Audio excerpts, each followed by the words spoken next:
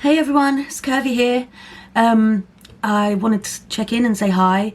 I also wanted to apologise that I haven't done a video for a little while because I've had a few problems at home and I'm struggling a lot, which is why I'm making this video, because I wanted to explain to you everything that's happened to me, or most of what's happened to me, because some of it no one needs to know. But I wanted to tell you that I wanted to do this channel to meet new people, to get my name out there. But now I'm going to do this channel for me, and just go with what I want to do with the channel. It's not necessarily to get fans, but it's going to be like maybe a video diary or just random videos that I will post, okay? So I'm going to explain a few things that's happened to me so you can kind of get an idea of why I haven't posted for a little while. Why I'm the way I am, I guess. When I was... Okay, so no one knows this. I haven't told anybody, and I know I'm going to get judged for it, but when I was 15, I lost my virginity to my boyfriend. And we were like, oh, you know, just pull out, it will be fine. And what happens when you don't use protection? You get pregnant. I got pregnant at 15. I struggled with the decision I made to not keep that baby. I struggled a lot mentally. My family were really supportive, but I didn't want to have kids young. Ended up having them young anyway, but obviously not 15 young, you know. I think I didn't have anyone, and I was bullied growing up in school a lot. And I struggled so much with everything. I'd have death threats. I'd have people come and threaten to beat me up in the corridor, and I had nothing but bad memories of my school. I didn't have any good memories. I wasn't a very good student. Well, I was like an average student, I would say, like in the middle. I wouldn't say I was like a really good, like up here, but I wouldn't say I was all the way down here. I would say I was sort of like in the middle. And then this happened, and obviously I had to have counselling, and my mental health went through the roof, and I was in a bad way, I guess. But I got over that, and then obviously I had no interest from boys at all because I was a bigger girl and everyone was all skinny, and I was the only big girl in my year, or I felt like I was the only big girl in my year, and I struggled. I lost friends, I lost a lot of, you know, everyday things. After school, I went straight to work, and I was a carer for like 2 years, from 16 to 18. I was a carer and I was really good at it, but I kept getting ill. The old people in the care homes just gave me every bug they had, which was lovely of them, you know. Thanks very much. So I had to stop because I had so much time off. I was having more time off than I was actually at work, so there was no point in me carrying on. When I was 18, I became a barmaid at a hotel, and I loved it. I absolutely loved it. It was my well, actually, I started as a cleaner there part-time, and they were like, oh, you know, do you fancy doing some bar work? And I was like, yeah, sure. You know, so I started like the odd shift here and there as a barmaid, as well as doing the cleaning as well, and I really enjoyed it. I love talking to people. As you know, I do... At the moment, I'm on Bigo Live as a host, and I talk all the time. I'm literally talking the whole time, and I do my crafts and I talk while I'm doing my crafts, and we'll get onto that later. But I love talking to people. I love just interacting with people, hearing people's stories, just talking, you know. So yeah, I was like, oh, that's amazing. And one of my so-called friends introduced me to my ex-husband, and in one way it was a blessing because I got 2 gorgeous children. In another way it was not a good thing because of what happened, which I'm not going to go into because it's not fair, because on people who know me and know him and know everything and don't know that everything that happened, and I don't want to obviously impede people's objections of people. I mean, obviously we all have our ways, but you know, I had a tough time with him. Phoebe wasn't planned. My eldest daughter Lily was planned, and she was the love of my life. I have not...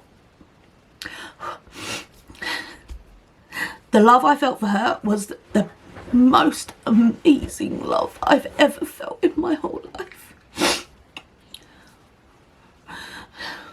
I would do anything to protect my child, and I did, believe me, I did a lot. I told you it was going to be emotional. Now, my mum was still alive at this point. My mum was my best friend. I watched her smoke all her life, all my life I should say. Oh, sorry guys, I will compose. I watched my mum smoke all her life, all my life, sorry. She was a single parent. She had the odd boyfriend now and again, but she worked so hard for me and my brother. She worked so hard. 2 jobs. So hard. On her own.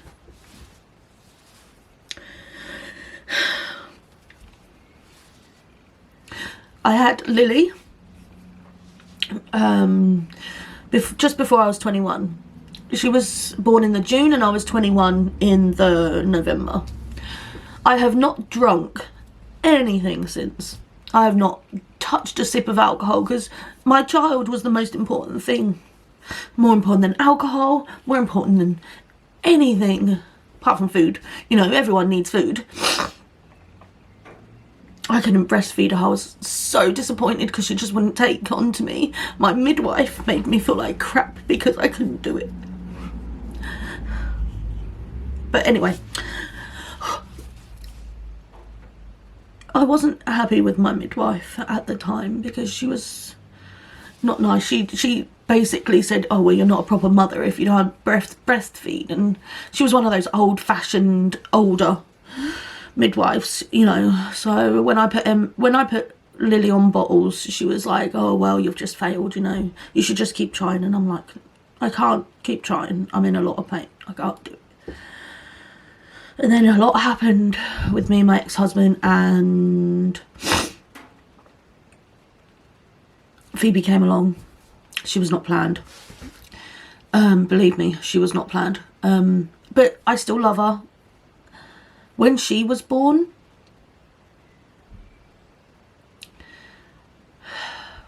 it's hard to admit, but I did not like Phoebe when she was born because of everything that happened leading up to Phoebe being conceived and the whole thing that went on. It's been hard because obviously everything that's happened, I got really bad postnatal depression with her. Really bad. If I went to see a friend, I would literally go, please take the baby. I would make sure she was fed and clean and clothed, everything she'd needed. But if someone else was around, I'd go, please take her, because I just couldn't deal with it. I needed that break. So I did say this was going to be hard, I'm sorry.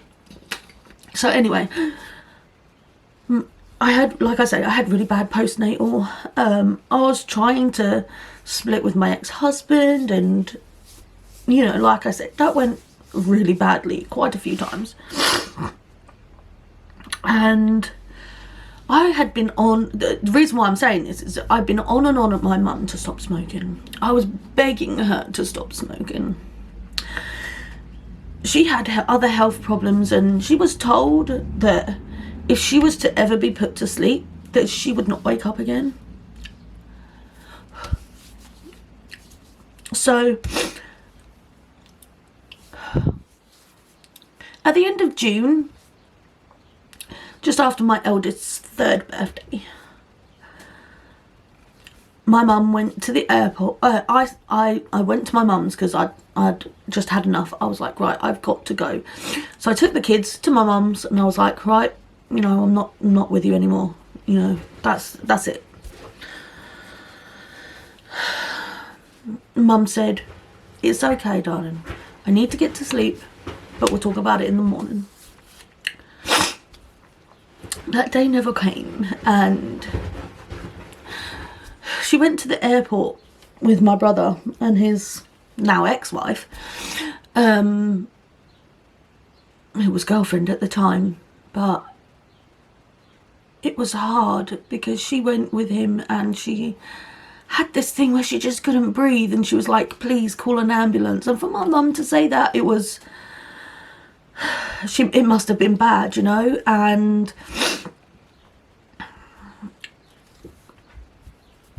yeah, it was bad. It was bad. So my brother, they stopped for a coffee. That's why they stopped for a coffee.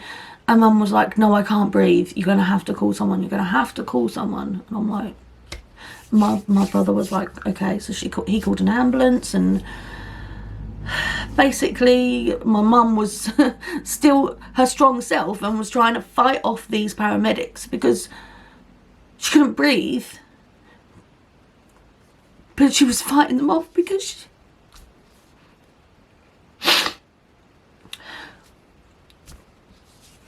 she was trying to make herself strong, I guess. The paramedics had to put her to sleep.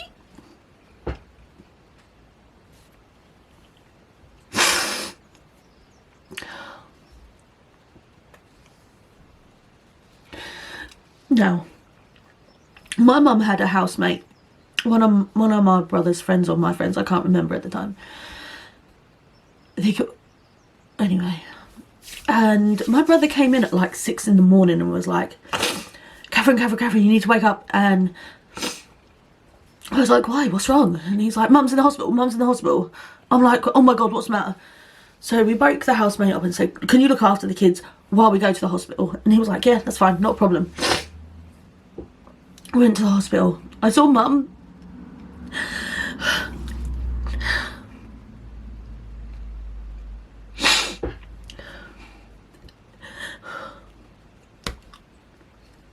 She was attached to a machine. She was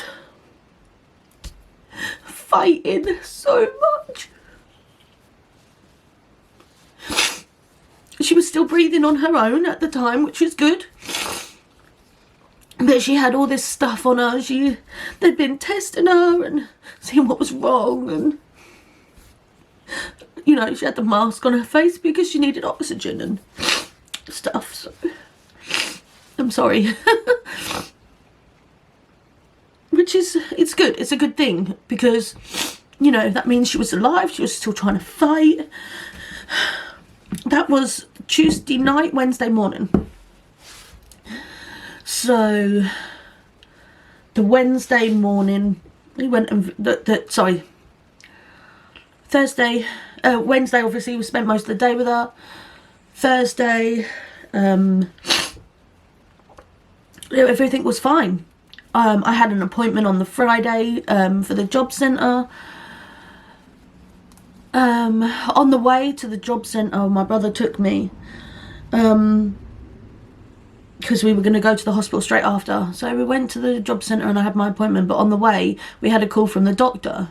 He was like, Rowan, I need to talk to you too when you get here. And we're like, okay. When a doctor phones you, it's never good news, you know. When they say we need to talk to you when you get here, it's never a good thing. When we got there, they explained that everything was fine. One check, like the midnight check, I think it was. She was still responsive. She was still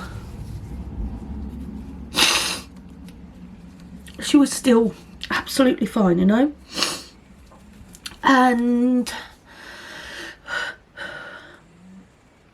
there was, the next check was like an hour later. That one was fine. 2 o'clock check, there was something wrong. She wasn't responding. Her eyes weren't responding. They did one of those brain scan things, a CAT scan, I think. I can't remember, but she'd had this massive stroke that had killed half her brain, and it was the half of the brain that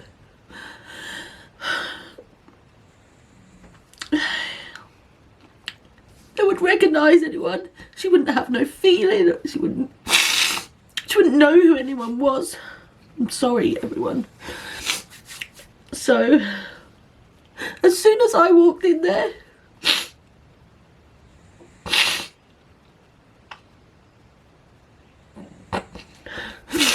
and saw my mum on that machine, we had to make this really hard decision. At 23 years old, my brother was 26, to take my mum off this machine that was keeping her alive.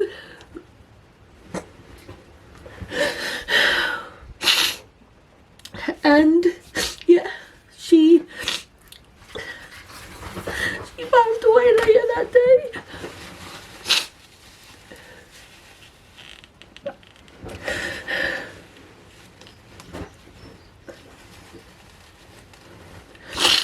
So just to let all you smokers out there know that think smoking is cool, my mum was 54.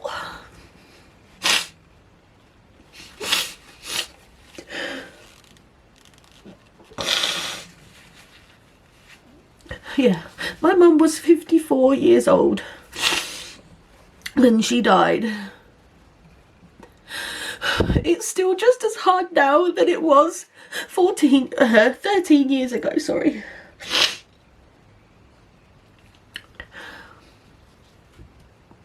It's still so hard to know that if she'd have just stopped, she could have had a few years more.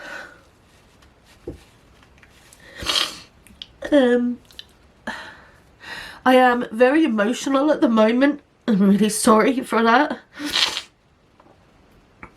But probably about a year later, just under a year later, after a very messy breakup, after the funeral, like a proper breakup with my ex-husband, I met Lee. We started chatting online when like chat rooms and stuff was a thing, and I was really happy. You know, someone loved me for me and didn't care what I looked like, and you know, he loved me for me. And we got married a couple of years later. We had Ems a year after that, because 2010 we got married. We had Ems a year after that. Now this is going to be another emotional thing. When I had Emily, the pregnancy was going well. Everything was fine. They thought she was going to be small because all my other two were small babies. But she wasn't small. She was like 8 pounds when she was born. But after 2 sections, I wanted to try and have her naturally. My doctor was all for it. She was like, yeah, no, that's a great idea. What a brilliant idea. Definitely try. I'd never had a contraction in my life. I'd never felt like I'd had my babies properly. After Emily, I kind of just wished I had just gone for a section, because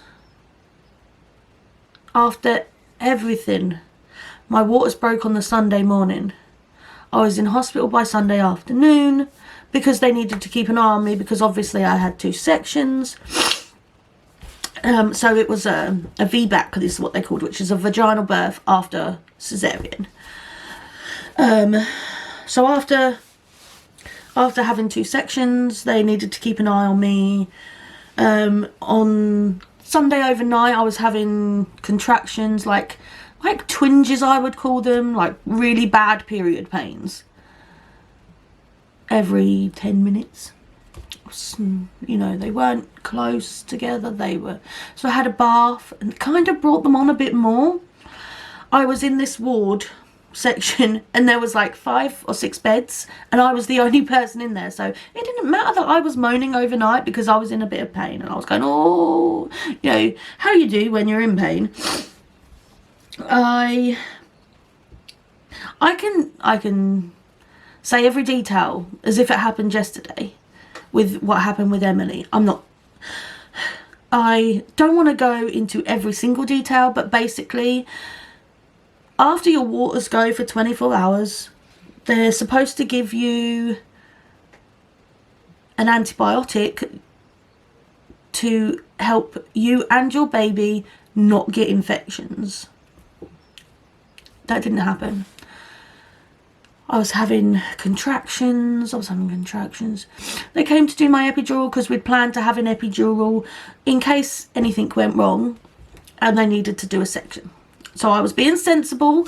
I'd said all along, I was like, just in case, I wanted a natural birth, but can I have an epidural just in case anything goes wrong? And the doctor was like, you're doing everything right. It's really good that you're doing everything right. And I'm like, that's great. So they came in to do my epidural. I'd been having contractions, like quite strong ones. Emily was doing fine. We knew we were having a girl, and Emily was fine, and she was quite happy. And I was like 2 centimeters dilated, no, 2.5 centimeters dilated. So I was like, oh, you know, that's good. So then they came in to do my epidural. I had 2 people trying, a woman and a man. They both tried at least twice each, maybe even 3 times. Anyway, it was more than 2. And they were like, why isn't it not taken? Because I felt the electric shock, but I could still feel everything. So I was having gas and air for my contractions. So in between contractions, bearing in mind they were like every 2 minutes. Really close together they were now. So they only had a small bracket to give me my epidural, make sure it was right. Yeah, they didn't. All of them failed. So they called this head anaesthetist in, and he tried to... Oops. He tried to give me an epidural.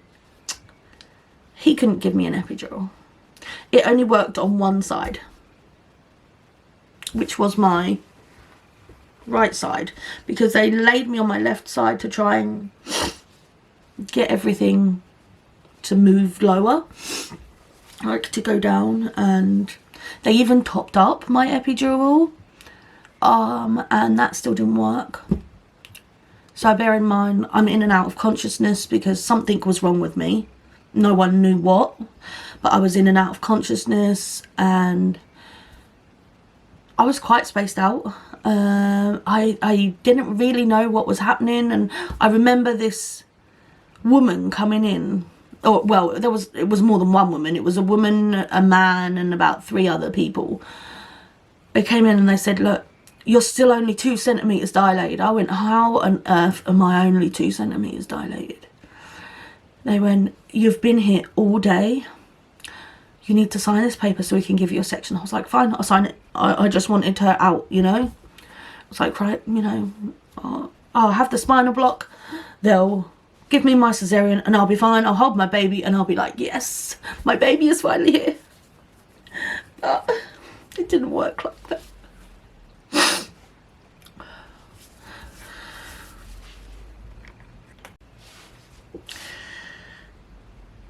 It worked that they took me through. They tried putting my spinal block in. It wouldn't work. They chucked Lee in this room on his own.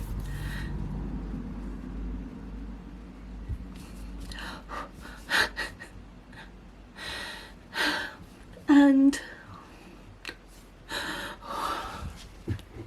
sorry, this is a real big thing for me.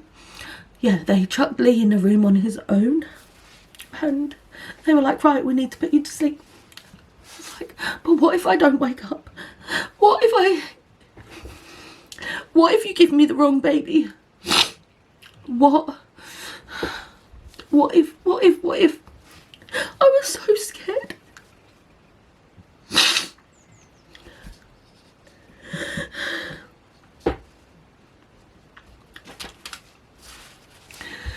I really was scared, and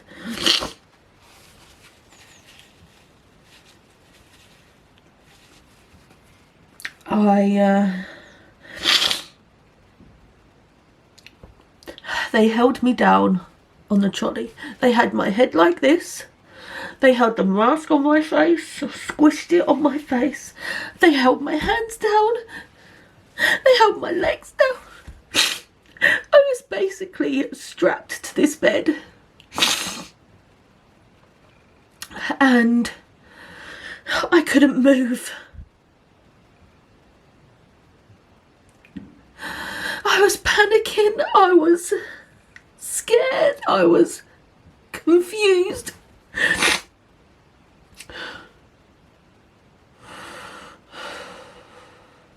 It's like, I'm sorry guys, I just... So that was at about 6 o'clock. Emily was born. They put her in special care. Obviously I found this out afterwards. It was hours. I didn't wake up until like 9 o'clock at night. And I woke up and I was like, where am I? Where's my baby? Where's my husband? I was panicking. There was no one around. There was this nurse there. Oh, now I know. I obviously only remembered the bad parts, but now I know after my therapy, I knew that there was a nurse there. And she was reassuring me that everything was fine. But I just kept asking the same questions over and over again. Where's my husband? Where's my baby? If she was £8, why is she in special care? I don't know. I don't know what the answers are. That's all I kept getting. Me and my baby got an infection. They don't know why. Well, I do. They didn't give me antibiotics. If they'd have given me antibiotics through the thing in my hand like they should have done after 24 hours, then me and my baby would not have had to stay in hospital for a week having antibiotics. My baby would not have had to have a lumbar puncture test.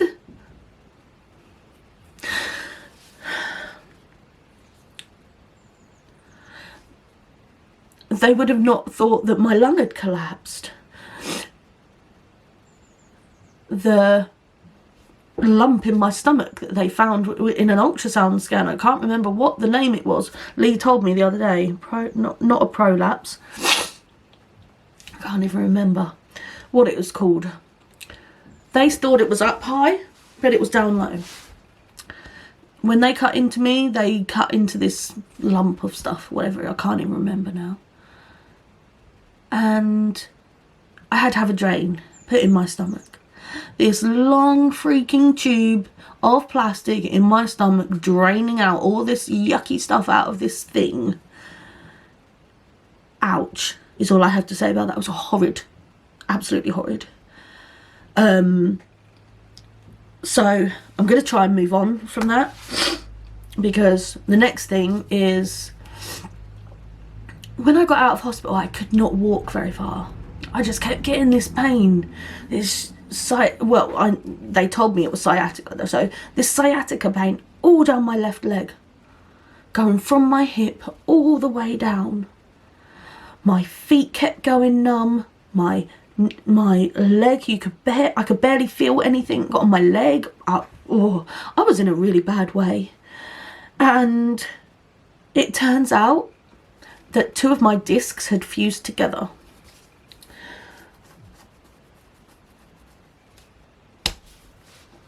Exactly where they failed my epidurals.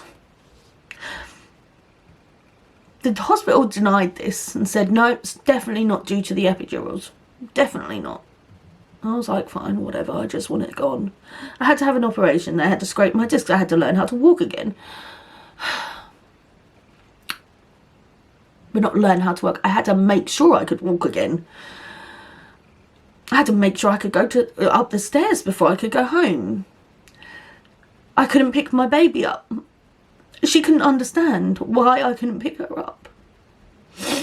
Nearly a year old and I couldn't pick my baby up. She was 10 months when I had my operation. It was a hard time going through all this stuff. And Lee stood by me. He bought me my mobility scooter so I could still have some sort of normality and take my children to school. But even then, I hated going into the playground because I was on the scooter. I had to have the baby in the carrier, which was obviously on my back, and that hurt my back.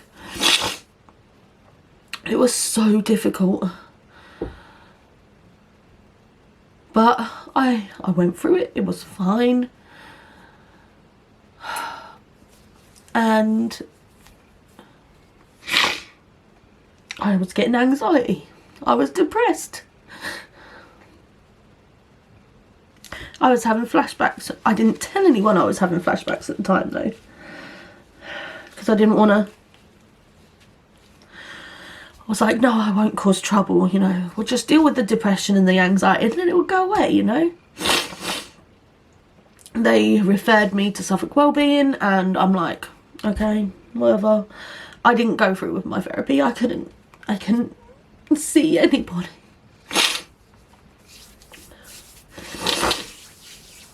It went on and on and on. Finally, I opened up to the doctor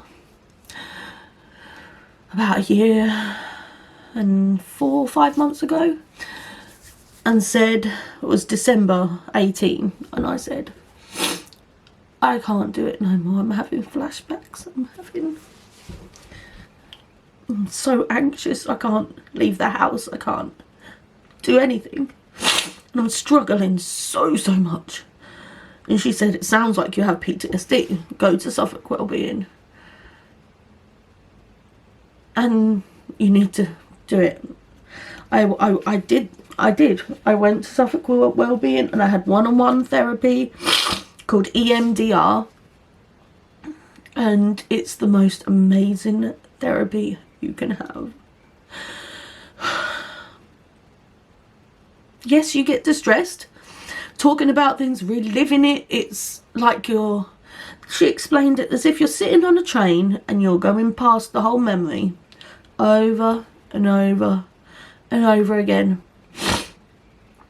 But you also drum into yourself a safe place, so you are safe. And I had my safe place. I did. And every time after each session we did the safe place and I calmed down. And there was one time where I really had to be, you know, she had to actually touch my arm and be like, come on, you need to come out of this. I was in such distress. But now I can cope with my PTSD more. I'm not saying I'm over it, because I'm not. I would never be over my PTSD because things come out. When I was having my therapy and she was like, well, we need to deal with this and we need to deal with that. as well as the birth of Emily. So we dealt with the first thing. And then obviously after that I was like, well, you know, we were talking and I said, well, I don't go in lifts. We said something about lifts and I went, oh no, I won't go in lifts. I got stuck in one. She was like, really? I went, yeah. She said, oh, we should deal with that. So we dealt with that too. And although my brain had put all my memories to the back of my head, EMDR brings it to the forward so you can process it. It brings it forward so you can deal with it. And it brings this big relief that you can deal with it. So after all this stuff that I went through, even after the therapy, I'm still depressed. I'm still anxious. I can just about cope with my PTSD at the moment because I have my safe place. Now, if I didn't have my safe place, I don't think I could cope.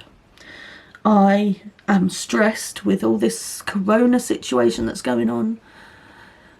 I have other issues going on and I feel like a big failure because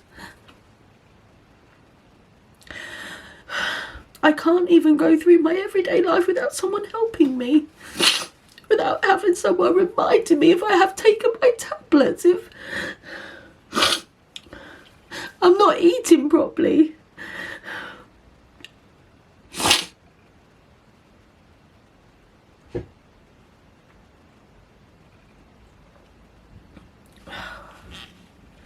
Oh dear, I'm sorry. But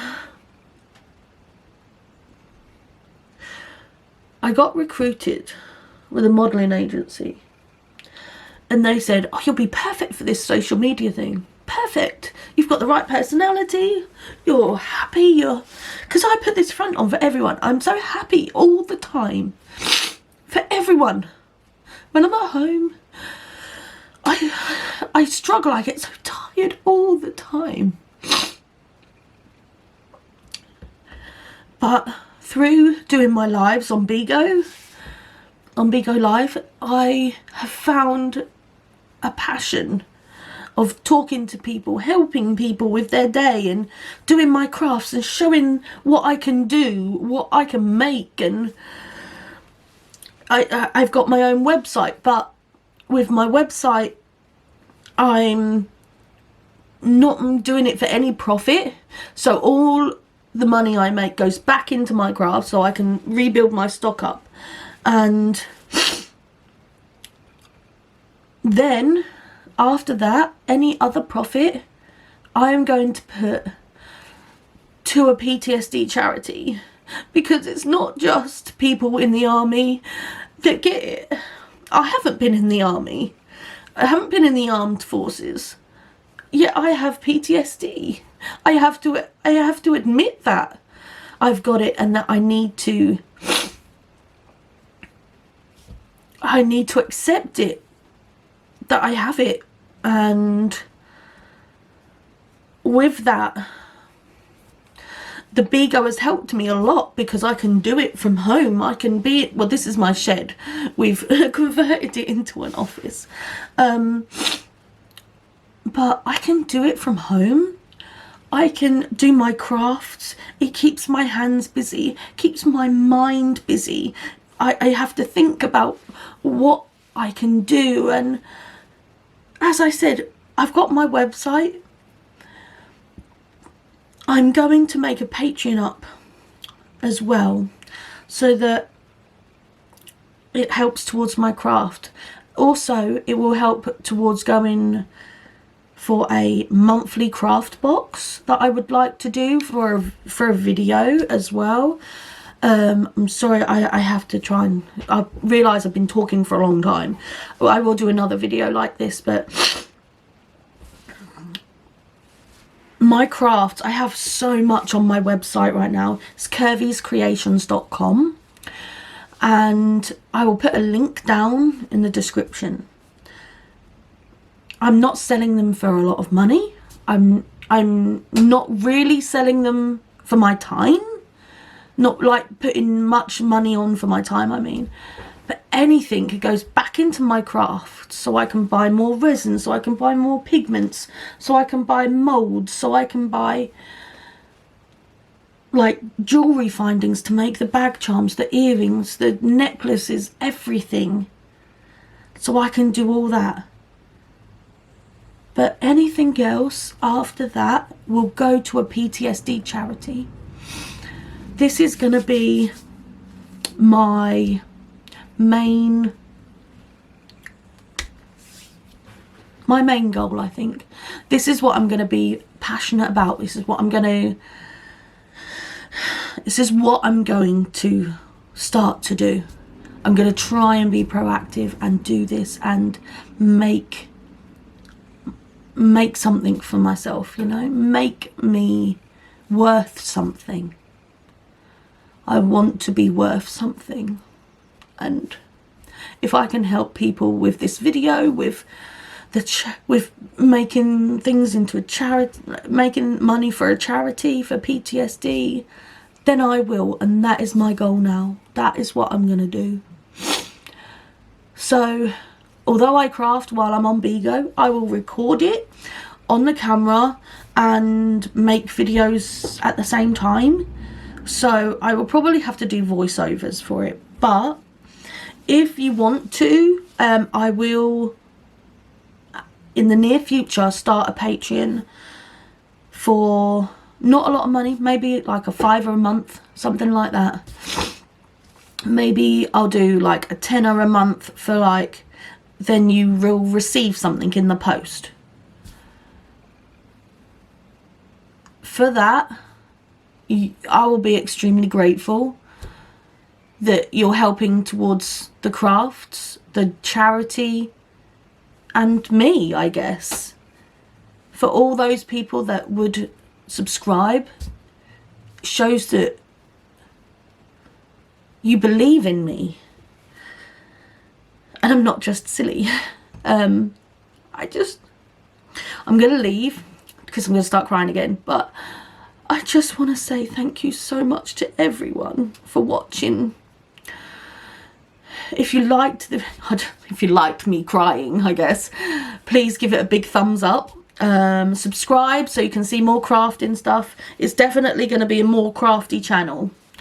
That is my goal. I'm going to make sure it's a crafty channel. I want to upload at least one video a week. If I can do more, I will, but one video a week is my aim. Obviously sometimes I won't be able to, because obviously I won't be in the mood for it, but please bear with me, guys. Please stay with me, stay subscribing. We're so close to 100 subscribers, and even if each and every one of you just pledged £1, even if I do like a £1 Patreon as well, then that would be amazing, because it would be like you would believe in me being able to do all this, and it would go to charity and towards everything for my crafts and stuff. So guys, make sure, if you really wanted to, you put your name in the comments and say that you would be willing to subscribe. It would be a minimal amount a month, minimal. It's not going to be a money making thing. It's just to help get craft stuff, and whatever is left goes towards charity. So it's going to be my big passion now to do this and to get it going. So guys, thank you so much for watching. Please subscribe and please give the video a big thumbs up. If you still wanted me to play some Fortnite, I will still play Fortnite, because I play it all the time anyway. Well, not as much as I have been, but not as much as I was doing, I should say. But if you want me to, then I will. Also, I just want to say I love you all. You are strong people. You make me strong. And just remember that no matter what struggles you're going through, you are a strong person.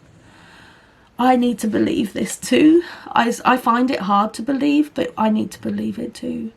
And if I start believing, you should believe too, because you are strong. Remember that. And I love you all so much. Stay curvy, guys. I love you. Mwah.